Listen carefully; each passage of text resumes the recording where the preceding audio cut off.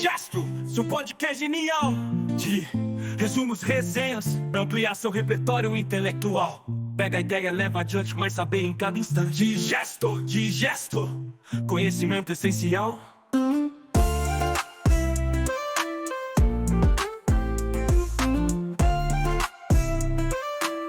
Conhecimento essencial de podcast genial de resumos, resenhas.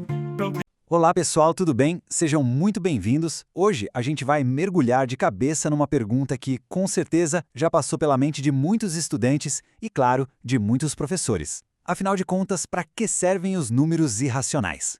A gente vai tentar ir um pouco além daquelas respostas mais comuns, sabe? De perímetro do círculo, área, volume, para descobrir como a própria irracionalidade de um número, essa característica tão peculiar, tem consequências que são surpreendentes e, o mais legal, visíveis no mundo da geometria e do movimento.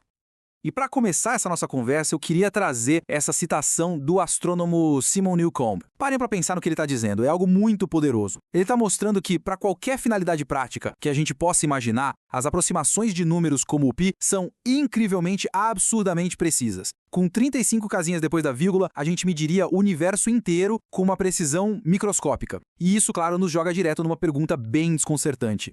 E aqui está o verdadeiro ponto de partida da nossa exploração de hoje. Se na hora de construir um prédio, de calcular uma órbita, a gente pode se virar muito bem com aproximações, por que é que na matemática a gente faz tanta questão de separar o que é racional do que é irracional? Será que isso é só um capricho teórico dos matemáticos, um detalhe no rodapé do livro, ou será que tem algo muito mais profundo acontecendo por trás dessa distinção? Essa é uma situação que todo professor de matemática já viveu. O aluno olha para o π ou para a raiz de 3 e enxerga apenas um número que precisa ser trocado por uma aproximação decimal, como 3,14 ou 1,73, para poder fazer a conta e chegar na resposta final. É um passo no algoritmo. A nossa missão hoje é justamente desmistificar essa ideia e mostrar que a irracionalidade não é um problema, não é um inconveniente. Pelo contrário, ela é uma propriedade fundamental que tem consequências muito reais. E para a gente conseguir desvendar tudo isso, o nosso roteiro vai ser o seguinte. Primeiro, vamos atacar de frente esse mito das aproximações. Depois, a gente mergulha na geometria com uma ferramenta bem legal, o geoplano. Em seguida, vamos observar a dança dos círculos e como a irracionalidade rege essa dança. Vamos também caçar esse padrão oculto em outros lugares e, no final, claro, trazer tudo isso de volta para a nossa realidade, para a sala de aula. Vamos lá, então. Nossa primeira parada é na geometria. E a gente vai usar uma ferramenta bem simples, o geoplano, para revelar uma verdade matemática que é, no mínimo, surpreendente. Para quem não conhece, o geoplano, ou geoboard, é basicamente um tabuleiro com uma série de preguinhos fincados, formando uma malha, um quadriculado perfeito. A gente usa elásticos para esticar entre os pregos e formar polígons. O legal é que os vértices dessas figuras ficam sempre em cima dos preguinhos, que a gente pode imaginar como se fossem pontos com coordenadas inteiras num plano cartesiano. É uma ferramenta fantástica, super tátil, para explorar conceitos geométricos. E com esse geoplano, a gente consegue construir uma variedade impressionante de triângulos. Sério, quase todos os tipos que a gente aprende na escola podem ser formados ali, esticando o elástico. Triângulos retângulos, acutângulos, obtusângulos, isósceles, escalenos, dá para fazer praticamente de tudo. Mas, se a gente olhar bem para essa lista, tá faltando um tipo bem famoso, não tá? E aqui vem a pergunta de $1 milhão desta sessão. Parece uma pergunta simples, né? A gente pega o elástico, tenta esticar de um jeito, de outro, mas um triângulo perfeitamente equilátero, com todos os lados iguaizinhos, todos os ângulos de 60 graus, parece que ele sempre escapa. Ele fica quase bom, mas nunca perfeito. Traduzindo isso para a linguagem matemática, a pergunta é: será que existe um triângulo equilátero cujos 3 vértices tenham, todos eles, coordenadas inteiras? E a resposta, pessoal, é um não definitivo, um não surpreendente. Não é que seja difícil de fazer, ou que a gente não tenha achado o jeito certo. É matematicamente impossível. E o motivo dessa impossibilidade não é nada óbvio. A resposta não está na geometria do triângulo em si, mas na natureza de um número muito específico que governa as proporções dele. Vamos acompanhar a lógica dessa prova, porque ela é de uma elegância fantástica. A gente começa com uma estratégia clássica da matemática, a prova por absurdo. Ou seja, vamos fingir que dá para fazer. Vamos supor que esse nosso triângulo equilátero de coordenadas inteiras exista. Passo 2. A gente desenha um retângulo em volta dele. Agora, a gente vai calcular a área desse triângulo de duas maneiras diferentes. Primeiro, usando a fórmula clássica da área do triângulo equilátero, que, olha só, envolve a raiz de 3.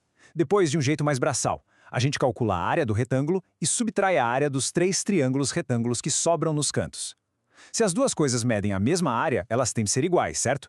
Então a gente iguala as duas expressões e, com um pouco de álgebra, a gente isola a raiz de 3. E é aí que a gente chega numa encruzilhada. E aqui está o coração do argumento, o checkmate. Olhem para a equação. Do lado esquerdo, a gente tem o quê? A raiz quadrada de 3. Um número que a gente sabe, já foi provado que é irracional. Agora, olhem para o lado direito. A gente tem uma fração gigante, mas todos os números que compõem essa fração, A, B, C, etc., vêm das coordenadas inteiras dos nossos pontos. Ou seja, o resultado dessa conta toda só pode ser um número racional. Então, a nossa equação está gritando que um número irracional é igual a um número racional. E isso é impossível. É um absurdo matemático. Se a gente chegou num absurdo, a única explicação é que a nossa suposição lá do começo de que o triângulo existia estava errada. E o ponto mais importante é este. Essa impossibilidade não é uma coincidência. Ela é uma consequência direta, inevitável, da irracionalidade da raiz de 3. É como se a estrutura rígida da malha de pontos inteiros e a geometria do triângulo equilátero fossem incompatíveis, e a irracionalidade de raiz de 3 é a chave que revela essa incompatibilidade. E aqui fica uma dica interessante para os professores que estão nos acompanhando. Existem outras maneiras de provar a mesma coisa. Usando trigonometria, por exemplo, o argumento seria que a tangente do ângulo de 60 graus, que é a raiz de 3, teria que ser igual a uma razão entre números inteiros derivada das coordenadas. E, de novo, a gente cairia na mesma contradição. Isso é ótimo para mostrar em sala de aula, porque revela que na matemática, muitas vezes existem vários caminhos que levam à mesma verdade. Agora, vamos fazer um exercício mental bem legal para aprofundar essa ideia. Vamos inverter o problema. E se a gente começasse com uma malha que não é quadrada, mas sim isométrica, ou seja, formada por uma rede de triângulos equiláteros? Se essa malha é o habitat natural dos ângulos de 60 graus, que tipo de forma geométrica, baseada em ângulos de 90 graus, será que se torna a figura proibida nesse novo universo? A resposta é de uma simetria que chega a ser poética. Na malha isométrica, a figura que se torna impossível de construir é o triângulo retângulo isósceles, que é basicamente a metade de um quadrado. E o mais fascinante de tudo é que se a gente fosse fazer a prova matemática, a gente seguiria uma lógica muito parecida com a anterior, e a razão fundamental para essa nova impossibilidade seria, mais uma vez, a irracionalidade da raiz quadrada de 3. Essa descoberta tem uma consequência imediata e muito visual. Pensem comigo. Um quadrado é formado pela junção de 2 triângulos retângulos isósceles, certo? Bom, se é impossível construir a peça fundamental, também é impossível construir a figura inteira. Portanto, é impossível desenhar um quadrado perfeito numa malha isométrica.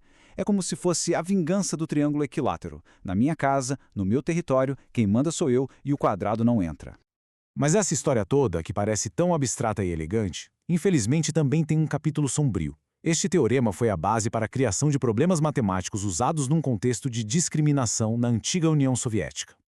A história é a seguinte. Nas décadas de 70 e 80, estudantes judeus que tentavam entrar no prestigioso Departamento de Matemática da Universidade de Moscou recebiam problemas de vestibular diferentes, os chamados Killer Problems, ou problemas matadores. A genialidade perversa desses problemas era que as soluções, como essa prova que a gente acabou de ver, são curtinhas e elegantes. Mas a ideia, a sacada genial para chegar nessa solução, é extremamente difícil de ter sob a pressão de um exame. Isso mascarava a discriminação, pois, se houvesse alguma queixa, a universidade podia simplesmente mostrar a solução e dizer: viu, era fácil, o aluno que não era bom o suficiente. Muito bem. Agora vamos sair um pouco da geometria estática das malhas e dos polígonos e vamos ver como essa mesma briga entre o racional e o irracional aparece em algo dinâmico, em algo que se move. O movimento dos planetas, ou melhor, a dança dos círculos. O movimento epicíclico é essencialmente uma dança de círculos. Imaginem um ponto P na borda de um círculo pequeno. Agora, imaginem que esse círculo pequeno está girando ao mesmo tempo em que ele percorre a borda de um círculo maior. É como uma roda gigante girando na borda de um carrossel. Esse modelo foi usado há mais de 2000 anos por astrônomos gregos como Ptolomeu para tentar explicar os movimentos complexos dos planetas no céu. A trajetória que esse ponto P desenha pode ser desde uma curva simples e repetitiva até algo incrivelmente complexo e elaborado. E aqui a gente vê 2 exemplos bem claros. A trajetória da esquerda forma um padrão lindo, simétrico, fechado. Ela se repete. A trajetória da direita aparece caótica, quase aleatória, preenchendo o espaço sem nunca voltar exatamente para o ponto de onde partiu. E a pergunta crucial é: o que, na matemática desse movimento, define se a curva vai ser comportada e se fechar, ou se ela vai ser rebelde e vagar para sempre sem nunca se repetir? E a resposta, mais uma vez, é de uma elegância matemática que chega a ser desconcertante. O destino daquela trajetória, se ela vai ser ordenada e periódica ou caótica e não periódica, depende inteiramente da natureza de um único número: a razão entre as velocidades de rotação dos dois círculos. Vamos deixar isso bem claro. Se a razão entre as velocidades é um número racional, como 8/1, por exemplo, isso significa que existe uma sincronia. Depois de um certo número de voltas de um círculo e um número inteiro de voltas do outro, o sistema inteiro volta exatamente para a posição inicial. A trajetória se fecha, o movimento é periódico. Mas se essa razão for um número irracional, como a raiz de 2, essa sincronia perfeita nunca, jamais acontece. A curva nunca vai se fechar, não importa quanto tempo a gente espere. O destino da trajetória está selado pela irracionalidade. E aqui, pessoal, tem uma oportunidade de ouro para a gente explorar em sala de aula. É uma verdadeira armadilha digital. Se a gente tentar simular esse caso irracional no software como o GeoGebra, sabe o que vai acontecer? A curva vai se fechar. Mas por quê? Porque o computador, na sua essência, não consegue trabalhar com o verdadeiro número raiz de 2. Ele é obrigado a usar uma aproximação, um número decimal finito, e todo número decimal finito é, por definição, um número racional. Isso demonstra de forma visual e prática a diferença brutal que existe entre o número real e a sua aproximação. Ok, então a gente já estabeleceu esse padrão fundamental, essa dicotomia, periódico versus não periódico, que é governada pela racionalidade de um número. Agora, vamos dar uma de detetive e ver como essa mesma regra aparece em outros domínios da matemática, que à primeira vista não tem nada a ver um com o outro. E o resultado é fascinante. O mesmo princípio exato aparece de novo e de novo e de novo. Nas curvas criadas por um espirógrafo, aquele brinquedo clássico, o padrão se fecha se, e somente se, a razão entre os raios das engrenagens for racional. Numa mesa de bilhar perfeitamente quadrada, uma bola batida de um canto só vai cair em outra caçapa se a tangente do ângulo da tacada for um número racional. E um retângulo só pode ser perfeitamente ladrilhado por quadrados se a razão entre o comprimento e a largura for racional. É incrível! Em todos esses casos, uma propriedade física ou geométrica depende criticamente da natureza racional ou irracional de uma razão.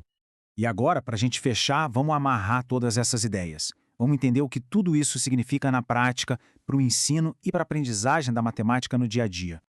Lembram do nosso ponto de partida? Do mito das aproximações? Agora a gente pode revisitar aquele erro comum, mas com um olhar completamente novo. Dizer que π é igual a 3,14 não é apenas uma questão de perder umas casinhas decimais, de perder precisão. É uma afirmação conceitualmente muito mais profunda e, na verdade, falsa. É declarar que a natureza do π é racional. E como a gente acabou de ver, essa propriedade de ser racional ou irracional tem consequências gigantescas. Esse gráfico aqui resume bem a ideia. Se o π fosse de fato 3,14, que é o número racional 314/100, então o movimento epicíclico com essa razão de velocidade seria periódico, ele se fecharia. Da mesma forma, se a raiz de 3 fosse exatamente 1,73, a nossa prova sobre o J-plano não funcionaria e a gente conseguiria assim construir o tal triângulo equilátero. Ou seja, a aproximação não apenas simplifica o cálculo, ela mascara, ela esconde a verdade geométrica e dinâmica que a irracionalidade revela. E essa, pessoal, é a grande revelação de toda essa nossa análise. A irracionalidade não é um mero detalhe numérico, não é só sobre infinitas casas decimais que não se repetem. Ela é uma propriedade estrutural, uma característica fundamental de um número que tem consequências físicas e visuais. Ela determina se um padrão vai se repetir ou se ele vai ser infinitamente novo, se uma construção geométrica é possível ou se ela está para sempre fora do nosso alcance dentro de uma determinada estrutura. Então, para a gente levar para a sala de aula, podemos pensar nesses flashcards conceituais. São as ideias-chave. Por que não dá para fazer o triângulo equilátero no geoplano? Resposta: porque a raiz de 3 é irracional. Quando a dança dos planetas se repete? Resposta: quando a razão das velocidades é racional. E a bola de bilhar? Mesma coisa, quando a tangente do ângulo é racional. E o que todos esses problemas têm em comum? Essa dicotomia, essa briga entre o finito e o infinito, o periódico e o aperiódico, que é sempre governada pela natureza de um número, se ele é racional ou irracional. E para concluir, eu queria deixar essa provocação. Em vez da gente pedir para os alunos decorarem as casas decimais do pi, talvez a pergunta mais interessante, mais instigante seja: o que aconteceria com o nosso universo se o pi fosse um número racional? O que mudaria? Como a gente viu, as órbitas dos planetas teriam uma periodicidade simples que a gente não observa na realidade. A geometria das malhas seria fundamentalmente diferente. Explorar essa pergunta abre a porta para uma compreensão muito mais profunda, muito mais fascinante da matemática que descreve o mundo ao nosso redor. Digestro, seu podcast genial de resumos, resenhas, pra ampliar seu repertório intelectual. Pega a ideia, leva adiante, mas saber em cada instante. Digesto, conhecimento essencial.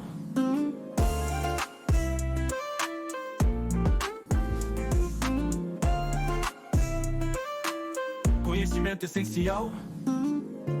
Seu podcast genial de resumos, resenhas, pra ampliar